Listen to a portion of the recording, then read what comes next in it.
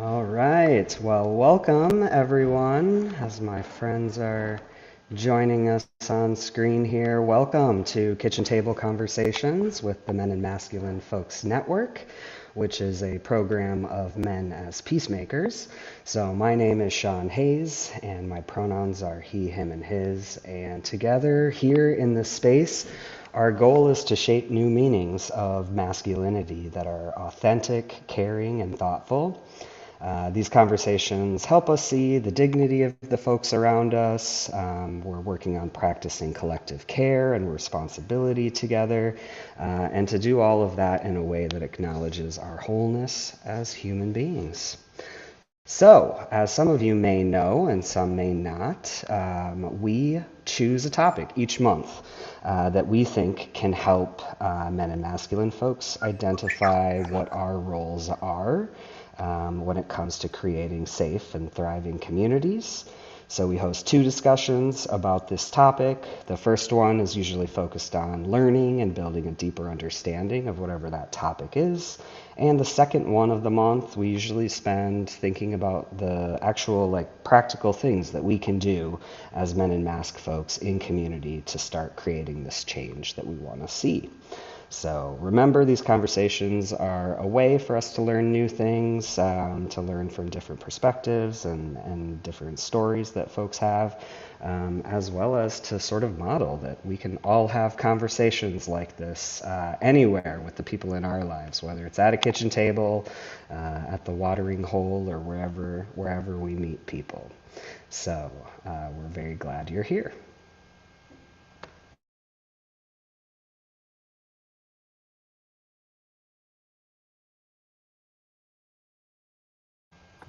Oh, I we can go lost next Felix. unless Felix dropped out. Yeah. Hi, I'm Nick. My pronouns are he, him. I am a youth support staff at Men as Peacemakers, and I'm excited to talk about spheres of influence today. Awesome. Sean, do you want to go ahead and introduce yourself? Hello, I'm Sean Elmquist, the other Sean here at Menace Peacemakers. I'm the campus prevention coordinator here at Men as Peacemakers. My pronouns are he, him, his. Awesome. And today we're super excited to be welcoming our guest star of the month, Katey Carter, to the kitchen table here. And we are going to be having a conversation about something we like to call our spheres of influence. So we're very happy to have Katey here. Katey is the co-coordinator of Menace Peacemakers Domestic Violence Restorative Circles program. And that program serves people who have used and survived domestic violence or intimate partner violence. This program's primary goal is to help communities recover from harm, prevent new violence from happening, and help folks thrive in communities. So, like all of our programs at Menace Peacemakers, the DVRC program is based in this belief that we are all connected. So, Katey, I would love to give you the floor if you want to introduce yourself with your name and pronouns, and then maybe just share a little bit about how you got involved with this kind of work. Awesome. Thank you. That is a great intro for the program, and I might actually steal it from you to use in the future. Um, I like it. It sounds big and important. My name's Katey. I go with she, her, hers pronouns. Um, I got involved in the work way back in '08, volunteering as a advocate. I actually took a college class that St. Cloud State offered that did throughout the course your 40 hours of advocacy training. And then at the end of it, part of your course was to volunteer. And I really got into that. Um, and then from there, I jumped into working with adults with disabilities and doing advocacy services from that angle. So I've had a few different angles of advocacy. And then jumping forward to Men as Peacemakers, I'd been doing advocacy for probably about 10 years and was a little fried at each crisis situation that came up, and I wanted to do something different. I worked in a really small town up in Two Harbors, and I said that If I could get 10 folks to stop doing what they're doing, I wouldn't have a job as an advocate in this area anymore. And so there's got to be something else that we can do, and that's how I kind of fell into Men as Peacemakers. That's awesome. Yeah, thanks for sharing. That was a little bit I learned as well about you. So, again, we're just really glad to have you be a part of this conversation. And a colleague, when I was thinking of who could we bring in to talk about our spheres of influence, one of our colleagues, Noel, was like, Katey, we were just having a really good conversation about that. So here you are. Very glad you're here. And before we jump right into that conversation, we wanted to just take a minute to lift up the fact that March is Women's History Month. So we want to give a special shout out and thank you to Katey and to all of the femme folks and women in our communities who are leading and shaping this movement to end violence. I have learned from so many women and femme folks in this work that we do, and we are just all very grateful. We see it, and we just want to say thank you. So let's dive in. Spheres of influence. What do we mean when we talk about that? And so just to give a real brief intro before we start asking Katey some questions and then letting our regulars chime in as well. So if we think about it, each one of us in our own way has some degree of influence. Excuse me. Whether it's just like as our own self, as an individual, within our relationships that we have, within our families and friendships and parent-kid relationships, right? And then we also have this influence within larger community as well. And so the cool thing, I think, is that like when we can recognize and we accept the fact that, as we say here at MAP, we are all connected, we can actually really start to envision the ways that we can locate our own spheres of influence, and then like how do we use that influence for the common good to benefit our whole community and to prevent violence. So we're gonna jump right in here. So Katey, first question, when you hear the phrase spheres of influence, what does that bring up for you when you think about your own life and the relationships you hold? Anything is welcome in this space. Yeah. So the first thing when I started thinking about spheres of influence, and first I'll say, excuse my voice, I'm still trying to get back to a normal state here. But spheres of influence for me, I really started thinking about how much of my life has revolved in and around small town living and how different that is when you're looking at community and looking at building a community, particularly when you identify as something outside of the norm or outside of the majority in your area. So I am a very out lesbian. I don't hide it. I've had partners in small towns. It's not a secret mostly where I go. And so having that influence, the first thing I think of is just kind of being there and being in those spaces is enough for some people to get some wheels turning, at least in thinking about things differently. Um, and those relationships that I hold in those towns are harder to grow sometimes, I think, because you work harder to find those ins and outs that we have in common. But good things always seem to come from them, or at least that's been my experience. I tell a story pretty frequently. I was living in Two Harbors. I just moved up there with my wife at the time. And I was voting for the first time in the area. And to vote in Two Harbors, you go to the tiny community center, and all of the like voting techs are these lovely like older generation elder women who have been doing this for eons. So they already know that you're new. And in going in to do this, my partner had been in about an hour before voting. And so when I go in and I go, oh, she goes, your name is Cobbs too. Your sister was just in to vote. Now, I don't know, people don't know what my partner looked like, but she's a very petite woman. She's a redhead. We looked nothing alike. I mean, I wouldn't have guessed in a million years we'd be sisters. Um, but just a gentle, like, I wasn't like, no, that's my wife, but a gentle, like, no, not my sister was enough to be present and have what I hope was a slight influence over kind of combating some of those norms, those heteronormative norms that can really take a hold in some places.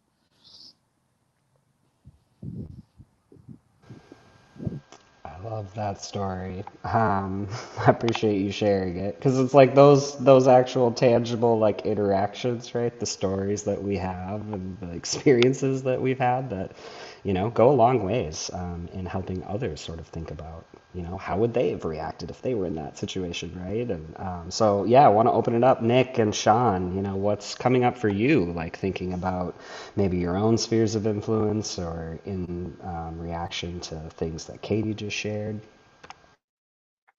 Yeah, thank you for sharing that, Katie. I feel like, I don't know, I grew up in a small town too, not as small as that, but it's just something where like everyone knows everything about you until they don't.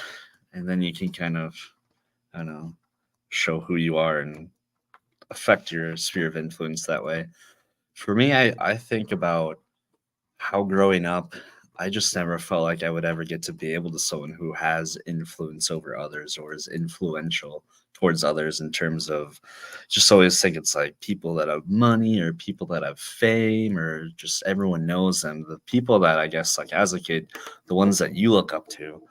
Um, but then that kind of changed as I got older because I became a teacher and you start to look at your sphere of influence outside of your own life but in the life obviously that you're affecting others, and in this case like that was maybe not written down as my professional responsibility, but when things that you're saying and presenting and bringing into those classrooms, it's very much something that you're affecting those kids, and it's I don't know, it's can be scary. It's nerve wracking when you realize what any modicum of influence that you have, especially when it's like these future generations that we talk about. Even like this morning in our staff meeting, we talk about the future and what we're leaving for the future and what does that look like.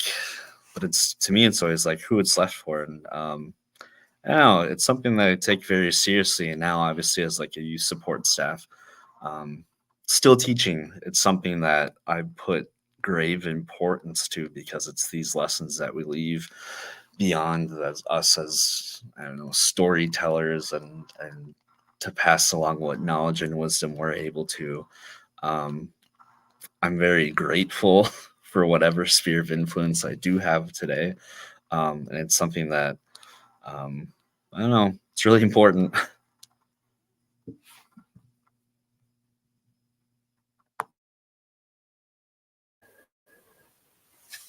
Um, yeah, I mean, I feel like my conception of my own spheres of influence are in a state of transition, I guess. It's hard to know kind of sometimes what influence I have over people or what I can sort of provide. But, I work with college students, so I try to show up in a present way with a sort of full spectrum humanity that, just trying to bring my full selfhood into my work with students and meet them where they're at and hope they accept me where I'm at. Yeah, it's hard to say much more than that, but I have kids in my life, and my most of my energy goes into trying to show up for young people in a way that is consistent and honest, I guess. Yeah, I love that. I like how you said like your spheres are in transition, and that made me think, oh yeah, like our spheres of influence are constantly shifting and changing as we meet new people or change jobs or, like whatever it is, like we're constantly coming into, or a lot of us, I should say, have a lot of interconnection with folks, and there's like possibility there, to like build a friendship or build with new people. But for me, I think the way I'm thinking about my spheres of influence, it makes me think of the phrase like preaching to the choir. Like I would say a big part of like one of my spheres of influence is with people like you all, who do related, type of community work, and who are, you know, thinking about how to prevent violence and how to make our communities safer. And then I also have family and other folks who are in different spheres of my life who, would not be the same choir, and our conversations are really different. And so for me, I don't want to say privilege. It feels like that's the right word, but it's not quite right. But it does feel like I have sort of this privilege and this ability to like speak into both of those spheres, with folks who are like-minded and have similar beliefs and values about the world and about our communities. And then with family members who, see the world differently. And like I think a lot about that. How do I show up in these spaces? Like how do I add my voice to conversations where we are disagreeing about some pretty big things. And so it can be complex. It can also be really simple. Like I think about people who have just a couple of friends, and like that's their people, right? Or chosen fam, and like that's your sphere of influence. And so I think there can be a really big range for everyone, right? We're all different. And so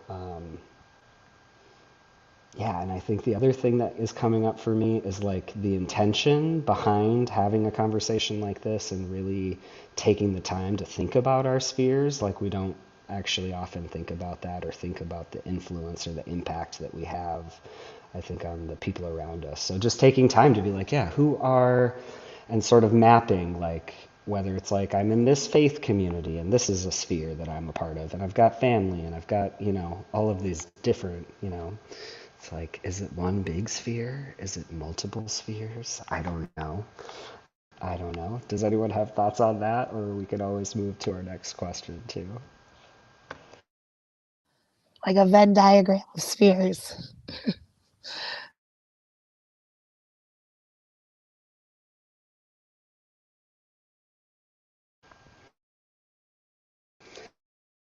The Venn diagram, yes.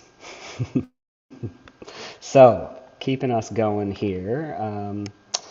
Katey, what's something you've learned about doing this work within your spheres of influence? Yeah, so I think it's really interesting, Sean, that you talked about having skills and talking to, like, kind of preaching to the choir, spheres of influence. And I feel like my skills are almost in the exact opposite sphere. I struggle to communicate with like-minded folks. I have a lot of fear of like being wrong or saying things incorrectly, and I logically understand that that's part of a learning process of gauging understanding and moving forward. But it does make it more difficult for me to feel like I have an influence or work to have one. And so I find that my strengths really lie in, again, I think I attribute a lot of this to small town community life, but in having and working that influence with folks who are maybe not quite in the choir yet, or maybe haven't even heard of the choir, so to speak. Um, you know, being in a small town, and I talk to Noelle about this a lot, and um, everyone knows everything about everybody, like Nick said, but also there are so many folks that would do everything for anybody as well, even if they don't like what I stand for. So when I go home to Malacca again, I use this as an example because it's fairly obvious, but I'm out, I bring my partner home. And I know that Farmer Joe down the street isn't a huge fan. He's definitely not having signs in his yard when marriage equality comes around and those kinds of things. But I also know that when my car was in the ditch last winter, Farmer Joe came and pulled me out with a wave. And so I find that like the huge thing that I've come to learn as I've gotten older is knowing that again, like Sean H said, is knowing the humanity in all of these different parts of who we are and in these influences. So by, just knowing our neighbor, Farmer Joe, that's his actual name. So I hope he sees this someday. But, and knowing him and knowing that I grew up next to him and that when I was locked out of the house when I was 10 after school, his wife fed me cookies and like it was a nice interaction. He may not love everything that I stand for, but on a human level, we know each other and we understand that about each other and we can create good terms. And I think like for me, what I've learned is that's the core of all of this influence. Um, the other part that struck me recently is I've become involved with someone who has a child and holy moly, talk about terrifying influence. He, I know that folks with kids know this far more than I do, but he sees and does and knows everything. You know, he why can't I drink out of the milk carton? Katey does that. And I'm like, oh man, I really, I got to buckle down on what I do and don't do kind of thing. But even those little things create, I don't know, that's just popping up for me a lot is the influence that I didn't even think about having and how good that can be, but also how like kind of scary that concept is, at least for me.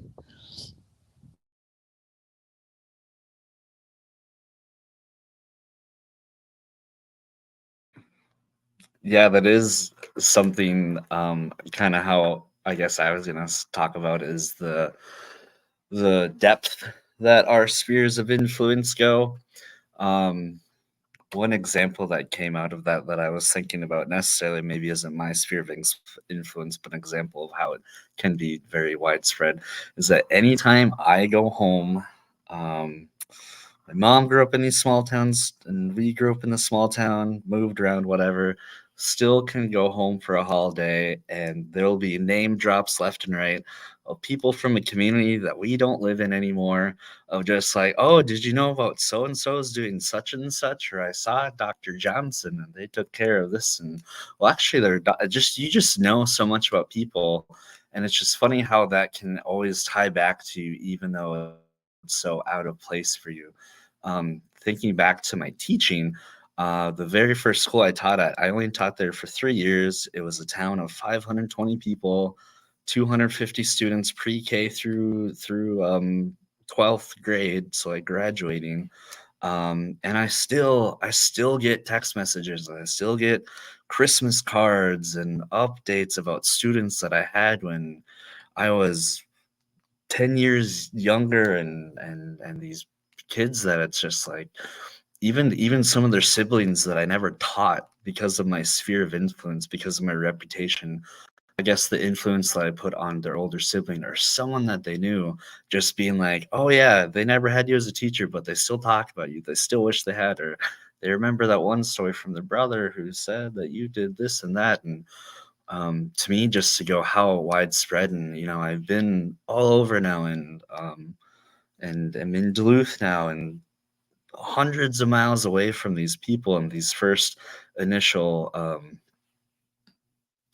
bouts of influence, and just to hear from them and hear the impact that I've made again circles back to it's just so important. And once you realize like how deep these threads go, um it's just astounding. And again, like even just like through word of mouth, what you do and what you say does matter. So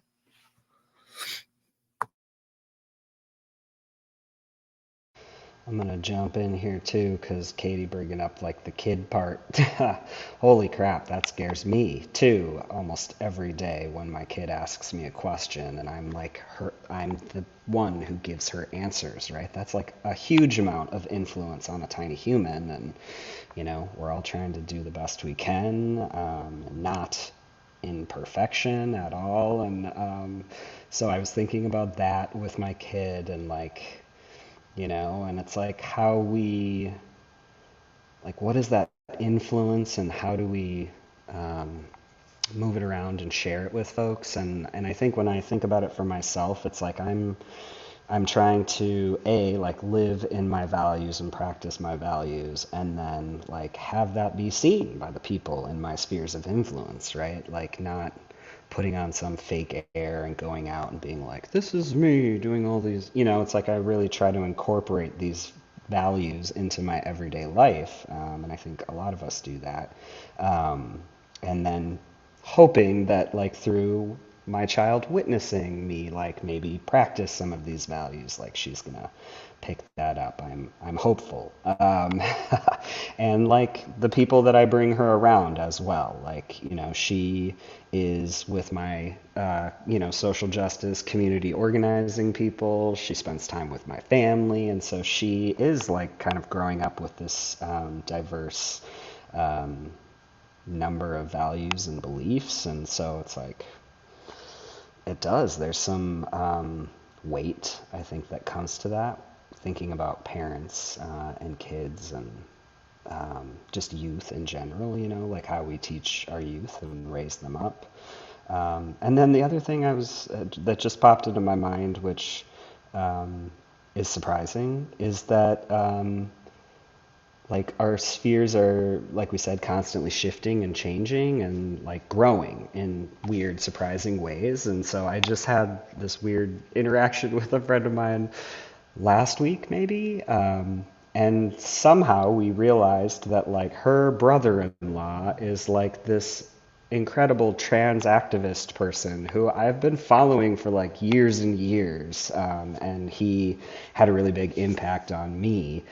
And to know I'm like 2 degrees away from that person, right? And like, it's just really odd and like cool at the same time and surprising in some of those ways, right? Where it's like, oh, I'm connected to this person and they have had this huge influence on me, and then how do we kind of carry on and pass on those things to the other folks around us who are living their lives.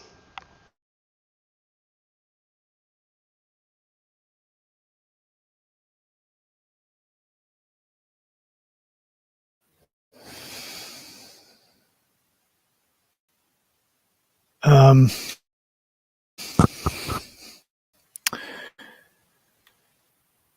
yeah, like I said, it's can be kind of hard to determine what spheres of influence, how they exist for me currently. But I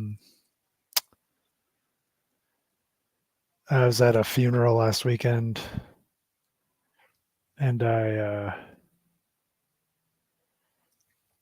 gave a speech about my friend that had passed away, and there's a lot of people there, and there are many times I'm like, what am I saying here? What is my purpose of doing this? And in general, I'm kind of questioning the meaning of everything because my friend died. But I think mostly it was just like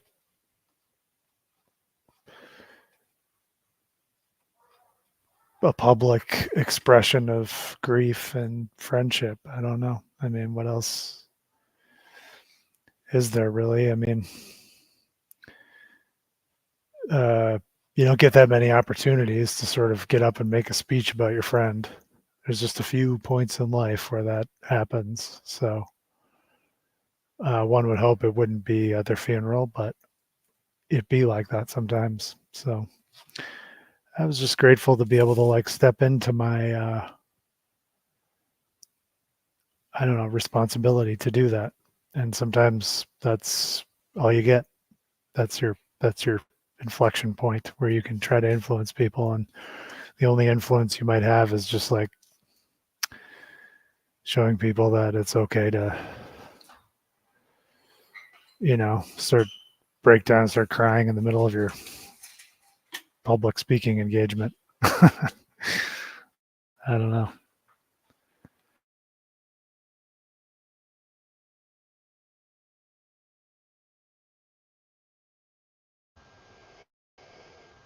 Yeah, I appreciate that, Sean. And I was just thinking as you were sharing, I'm sure that your words had a lot of influence and weight and meant something to a lot of those folks who were in the room. And yeah, there's like this intention behind, like, we want to use our influence, and then it's just like but it's always happening around us, like just as we're living our day-to-day lives. And um, yeah, so I just want to, I guess, honor that too, that it's both, like just living our lives, we are influence people, and and as we learn and grow and shift and are in transition in our lives, right, those spheres change. And yeah, interesting. Sorry, I'm going into a existential moment, but I'm going to get us back on track here. So, Katey, when you think about community connectedness, we talk a lot about this, right? Like the idea that in order to prevent violence, really what we need to build is interconnection within our communities. And we know that, the violence goes way down when people are connected in community, when they have relationships, when their spheres of influence are, in the Venn diagram shape in some way, right? So the next question we have for you is, how have you seen community connectedness show up in your spheres of influence? Or how does the lack of that connection impact your sphere? And I feel like you shared a little bit like an example of that earlier. So I'm curious if there are any other, stories or things that come to mind for you. Yeah, I've got stories, let me tell you. No, so I thought a lot about kind of this community connectedness and how does that show up in community in a way that's really grassroots and meaningful without being formal.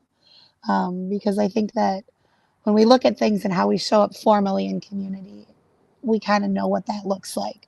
Is it going to protests? Is it going to church? Is it going to after school events? Or, how does that look? But I think a lot about, I was in Two Harbors at the point in time when the mayor was kind of being ousted at the time. I don't know if any of the folks from this area kind of remember that.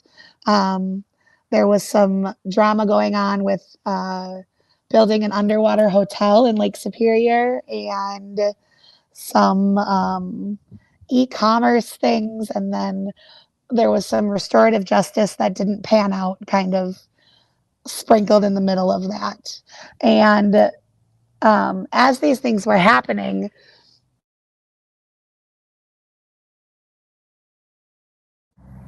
wrong per se, the mayor hadn't done anything necessarily super illegal or like kind of off this, there's a whole legal ramification kind of thing.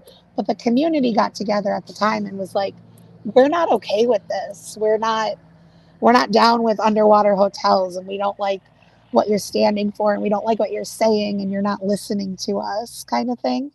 And so literally a group of random people, I'd never met these people before in my life, got together. I joined in because I was like, yeah, this is really weird and messed up.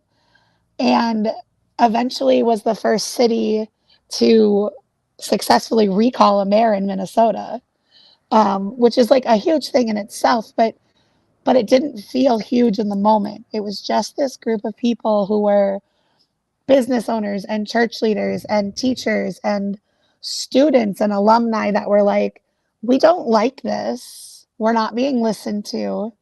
How do we change it?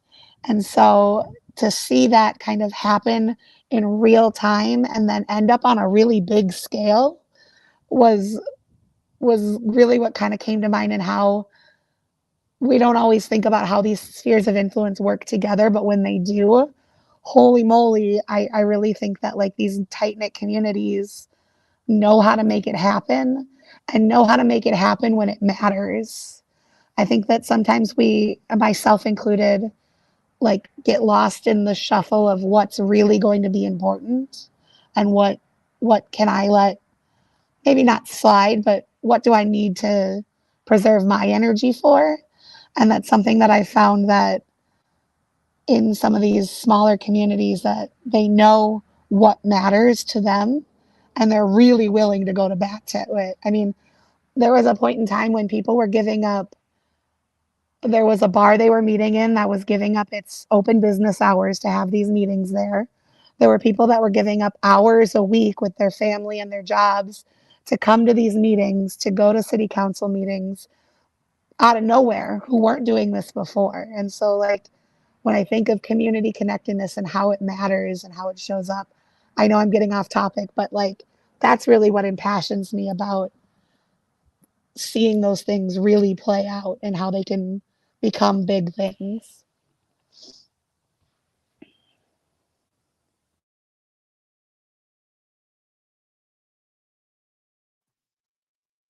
On topic or off topic, it's always very hard to follow you because you're very passionate and very smart. So thank you for sharing, Katie. Um, kind of what I was thinking about. It's always not fun to think about the lack of community connectedness. But I figured I'd start with maybe where I have seen it before I get to like the good part where I have seen it everywhere.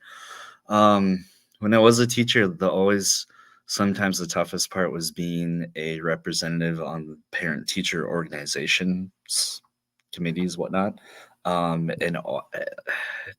Just chronically always looking for a parent representative to be a part of some of these conversations. There have been schools that have parents that would do anything for the community, for the school, for their kids, and consistently show up to these things where decisions are being made and their voices are the ones driving action in those schools. I feel like it's kind of changed over the last 5 years where you don't see it as much. And I hope that's something, and again, this isn't every neighborhood or every school district, but having that more community participation in schools when it seems like people have a lot to say about what goes on in schools these days. But the other aspect of it too, changing from being in the classroom, being in the schools from an educator's perspective, kind of going to the non-profit sector and going in the schools as a community, I don't know, participant or whatever you would consider my role, going into the schools as a visitor, and just seeing how many other organizations are really stepping up to be there for what these schools need, providing resources, providing personnel, just in general. Being in this role is one of that, but we have a meeting that we've gone to now twice called it's the Duluth Youth Agency Coalition, DIAC, where it's literally just like Duluth organizations across the communities. I would start naming some, but I'm going to forget some of the other ones, so I don't want to leave anyone out. But it's just a lot of organizations coming to the table, one saying, here's what we need.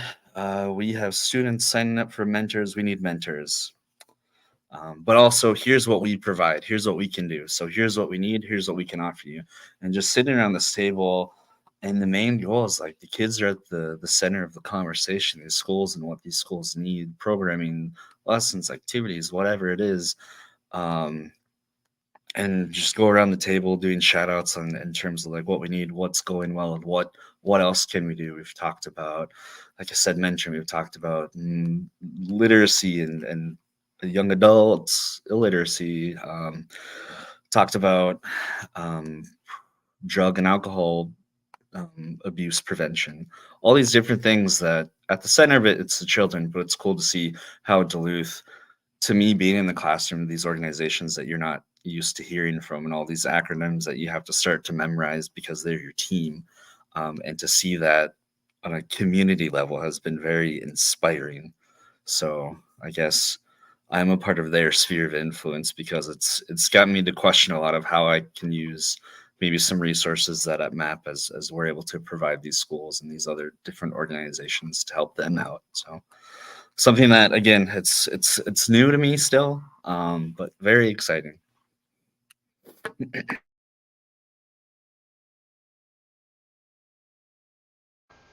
And it looks like we have lost Katey, which is very sad. I don't know what happened there.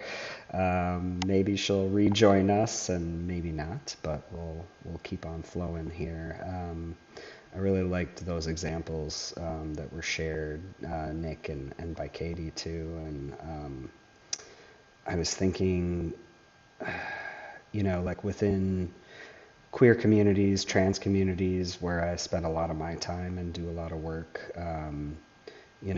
I've seen like the connection that shows up and the power that is possible. Like I was thinking about that. Like there's so much power that we have when we like come together, especially if it's over an issue or wanting to get rid of a mayor or who doesn't have shared values as a community. And I can think of specific examples where I've seen competition and infighting and things like that within communities. And so, yeah, I guess for me, thinking about, one example I think about is when I think it was maybe 4 or 5 years ago now when Duluth City Council voted to ban conversion therapy. And for folks who don't know what that is, in like the most basic way I can say it, it's like a type of reparative therapy to basically make gay and trans people not gay and trans. And so we mobilized really quickly because we had heard that this was an issue, and that was like such a cool example of like there were so many people in this room where we were organizing and trying to plan and like how are we going to show up and really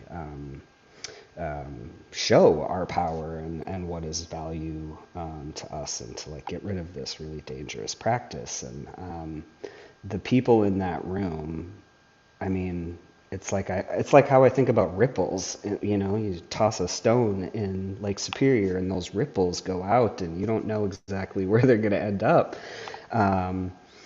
But there's just so much power in the rippling like spheres of influence. So like thinking about the folks who, like there were some folks in those spheres who wanted to get up and speak at city council and wanted to like do that role. And then there were other folks who were doing things behind the scenes. And so, it's like there's a connection here in my brain between like learning and trying to understand or get really clear on who are in our spheres of influence. And then like as you're building those relationships, we sort of get to know like the gifts and skills that we have, right? And the ways that we can show up in community or show up in those spheres, and the ways that we can offer support to whatever needs to get done. And so I feel like if we could create some utopia where there's no infighting and none of that, that would be lovely. Not super realistic, because I believe there's always going to be some type of conflict between us as humans, because we're just kind of messy. But, the fact that we can get clear on our spheres and continue to build them, like they can expand and grow. And I feel like, again, when we think about the idea of being connected in community, to me, what comes to mind is bringing more and more folks into that, right? And like that is, the sphere just keeps growing. So, and then Sean, I was thinking too about like your college students that you work with, like the spheres that each of those students have, right? And the power they have, to enact change on college campuses. And so I don't know if you have anything or witnessed anything like with your students in that way. that you could share about. And welcome back, Katey. Technology. Yeah, I mean, a big part of the work that we do with sexual violence prevention on campuses is about helping students, organize kind of grassroots efforts to reshape their environments. And yeah, a big part of that is helping them identify their own spheres of influence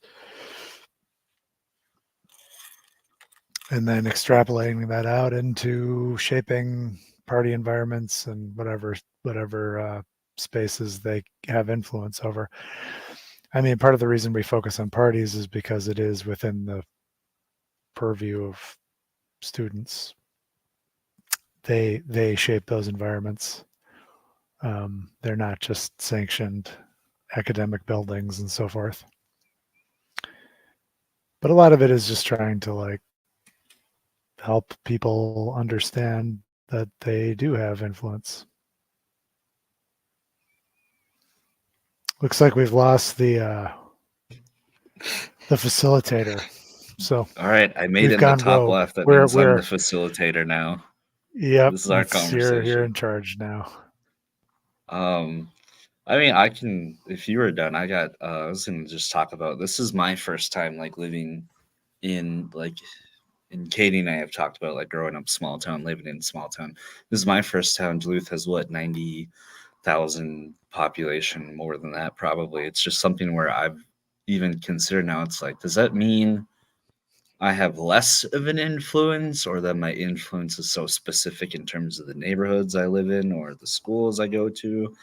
Um, I guess when I just talked about how widespread our influence and outreach can kind of be, it's something I've just thought about the different parts of it. But thinking about it from a positive perspective, I think what's really cool about Duluth is that there are so many, because there's a bigger population to be a part of. There's so many other groups that in the small towns that I was a part of didn't have. There's a queer community. There is I know, Sean, we've talked about music is a big thing, and people sharing their talents across the community. I don't know. I guess I don't know if that's necessarily a question or just a thought bubble to throw out there, but from going from a small town to a bigger community, it's definitely been very something I've thought about, how transitioning spheres of influence, how that has changed, I guess. I don't know. Yeah, it's different. I've lived a little bit of everywhere. So I've also lived in South Minneapolis, Duluth, St. Cloud, Rochester, Malacca, small towns. But the influence feels very different. And I think that my knee jerk from coming from a small town to moving to a larger city is it felt less. I felt like I had less of an impact on those around me. But I think that the less is just being able to see more kind of thing. So when you're having influence in a small town or in a small group, it's sort of in an unpleasant term, like big fish, little pond kind of thing. And then when you move to a larger city or come to a larger area, you can see the larger encompassing, we talked today about horizons. You can see that horizon farther out.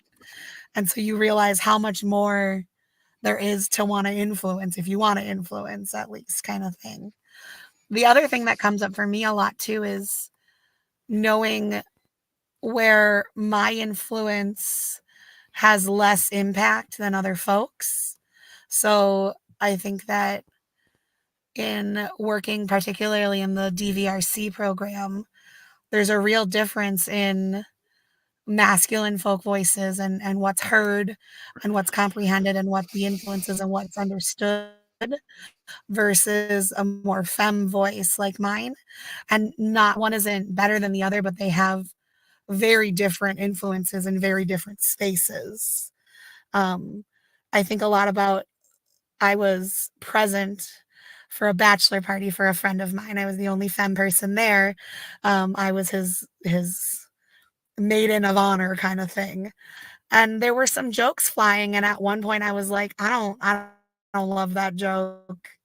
Not my favorite joke. you know, and everyone kind of laughed at it and rolled it off, and it didn't continue, but it was definitely not taken as seriously as I meant. Whereas my ex now brother-in-law at the same time about a different joke said, I really, that joke's not my favorite joke kind of thing. Same context, but they took it very seriously. And I was very grateful for him for saying that, but the influence was very different in very different spheres in the same situation kind of thing. So when I think about that, that's something that comes up for me a lot too. I was going to say, kind of to that first point, talk about your team. We think about that a lot within our team, and why I think our dynamics work so well is that it's very much like I'm not someone who's going to be able to speak for female or femme perspective. That's for another teammate. I'm not someone who's going to be talking about necessarily minorities or people of color, because there are other people on our team that have either lived those experiences or lived close enough to be able to talk about that. And I think that's something that works within our team so well. Teams just in general is like it's good to rely on others to have those conversations about spheres of influence and how to best utilize those strengths as it comes within a team, because I don't know, cool aspect of what we get to do in our mega program is that when we go to different schools, all the way from Denfeld and West Duluth, Spirit Valley, all the way to, gosh, I don't know geographically what is our furthest east school, but just how different the demographics are and how each of us kind of take leadership within those, because we see ourselves more, like the students see themselves more in us when we go up there and we have these different spheres of influence just within our team.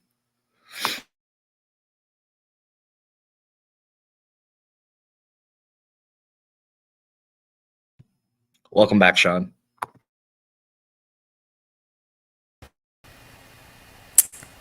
Thank you. Technology, I tell you. And I, so I missed a little bit of that, but I did catch the end of what you were sharing, Katey, about like femme folks and mask folks and like the differences in influence in different company. And so that was really interesting. And I want to do a little more thinking about that later.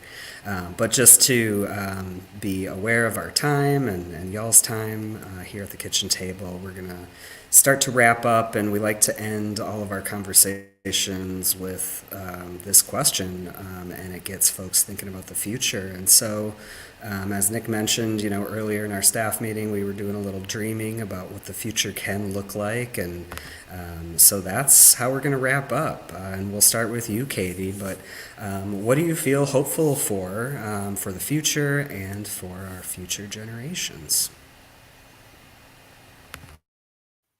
Excuse me. I'll start off with a cough. I think what I feel hopeful for is that, like, I'm so impressed with Gen Z and Gen Alpha. Like, I don't know if I can swear here, so I won't, but like, they take no crap. And I absolutely love that for them. Like, I think that like they've got what it takes to, I don't want to say bring us to the finish line of this like violence prevention or like utopia or anything, but like they've got gumption at a younger age that I hadn't even dreamed of yet. And I find that to be so refreshing and so hopeful. I also find them to be like, for future generations, I find them to be so creative and so open with that creativity. I mean, I got on TikTok during the pandemic with everybody else, and I'm still there, but I remember seeing these kids doing things and being like, where did they get this? I'm so impressed. And so I think for me, that's a big part of it is seeing just the will to do things a little differently and to like really push for what they believe, while also understanding that like kindness matters. I see a lot of that in the younger generations is like, this is what I believe and I'm going to be angry about it. And I'm going to speak loudly about it. But like at the end of the day, kindness matters too. And so it's all wrapped up in the same thing. And so that's a big like hopeful and like proud point for those future generations for me. And they have such good social perception that I feel like a lot of it is they're able to decipher what are good spheres of influence, people that have these wide swaths of being able to reach a lot of people, and whether that's for good or for not as good, and be able to participate actively and like what was one of the words today? Solidarity, kind of just come together and they're making the world a better place, whether that was influence upon them to get them to that point, or they're just inspired enough to create that action. That's something that's been cool. Going to more than one school now, we visit 5 schools throughout the week in Mega, and it's just awesome that every school is different. And every group of students has their own ideas, and it's just so, again, inspiring. I don't want to be the teacher that's like, who's the teacher, them or me? But it's like they very much have so much to pass along to us older folks. And again, yeah, I'll just use the word inspiring again. Pretty much everything you just said. So a lot of hope.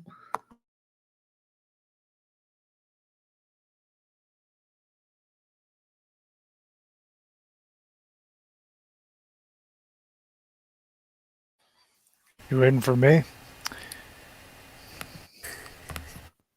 Can you hear me? What am I helpful for? I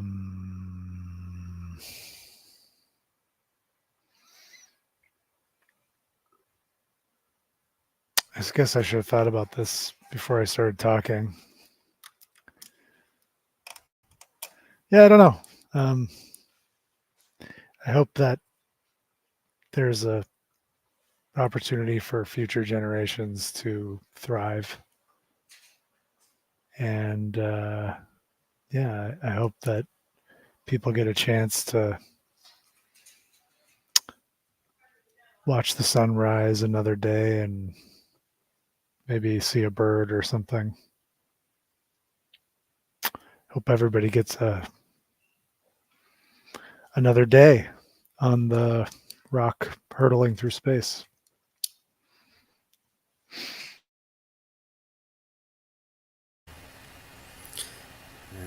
I appreciate all of that, and thank you all for sharing. There is a lot of hope, I think. And just also want to uplift. Some days it's hard to connect to the hope. And I think what's coming to me right now that feels hopeful is that I see thriving happening here in little pockets, in little ways, whether it's, within my friend group or family or whatever. There's these moments that are happening all the time, all around us. And it's like, that's what I feel hopeful for, that in the future, those moments are just everywhere. And people just really have the opportunity to live their lives the way they want to, in freedom and in safety. And I feel very hopeful that that is where we're heading.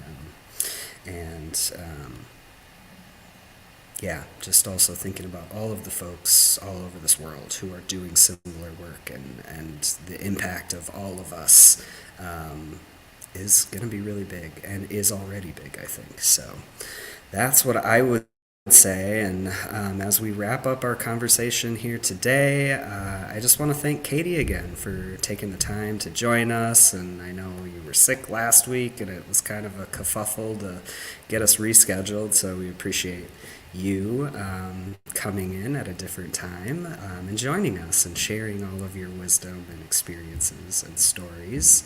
And so, yeah, as a reminder, we are typically holding these conversations every other Thursday at 12 p.m. Central Standard Time. You can join us next time on Thursday, March 21st at 12 p.m. And we are excited to be actually welcoming in a very cool guest that I'm excited about. His name is Dave Matson. He'll be joining us as we continue our conversation about our spheres of influence.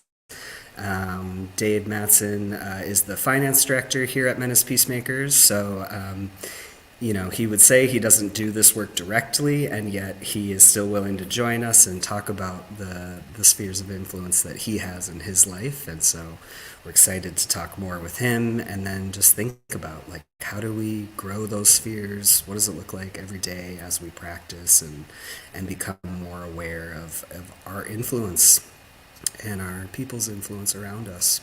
So don't forget to follow us on social media to stay connected. You can like our Facebook page, find us on YouTube. We've got a ton of conversations that we've done. You can find a lot of them now on Spotify as well, if you want to just listen, podcast version. So check that out.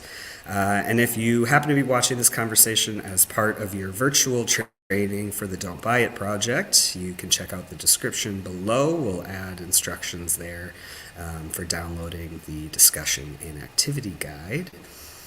And as always, we want to encourage you to have a conversation like this with the people in your life. Who are your spheres? Who's in those spheres? And get talking about it, because it's really interesting, and I think it's very surprising and exciting to think about the influence we all have collectively. So thanks again for joining us here at the kitchen table. We'll see you in a couple of weeks, and we hope you all take real good care. Bye.